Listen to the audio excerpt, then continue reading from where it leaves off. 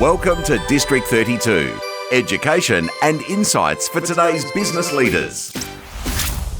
Hi, my name is Lorraine of District 32 and I have got the pleasure of interviewing today Peter Trenaman of GroupSupport. How are you, Peter? Oh, looking forward to my weekend. It's going to be a wonderful one. It does sound wonderful. And you're still lovely. Yeah. Okay. Oh, thank you.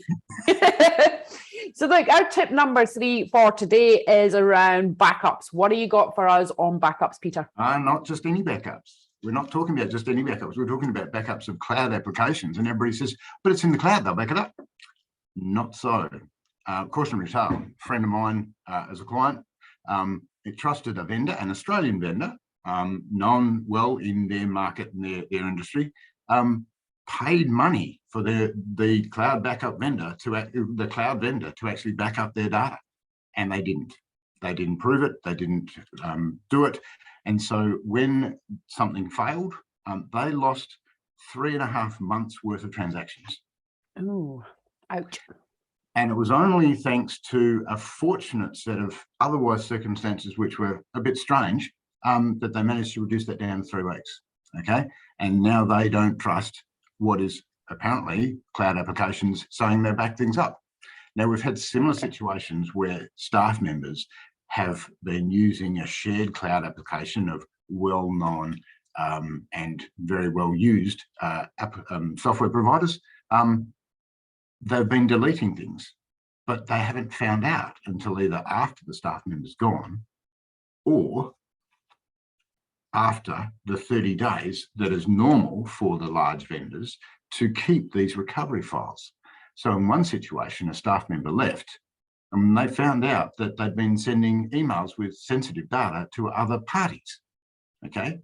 But that data was not able to be checked after 30 days because this guy had been deleting them as he sent the emails. And so you can't go back further than 30 days. However, a cloud backup system that we employ and other IT providers do as well, will incrementally copy the data from one cloud location to another so that you can roll back like Time Machine or the other bits and pieces to something 2 years ago, 6 months ago, 3 days ago, and collect the information that is there, been changed, been deleted. The other scenario is far less sinister, and it's when someone like one of your helpers may overwrite a document with the wrong document. Sort of Bob's document is overwritten with Jane's document, and all of a sudden you've got 2 Jane's documents, but one's called Bob. And you think, hang on a minute, where's the Bob document? So you have to go back and find a recovery document, but if it's the wrong one, or you can't go back, you've lost it.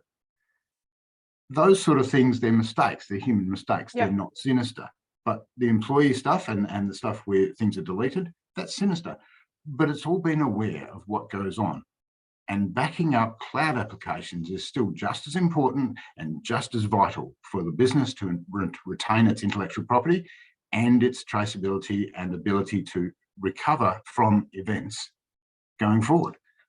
So it's the sort of thing that we need to actually talk about a little bit more.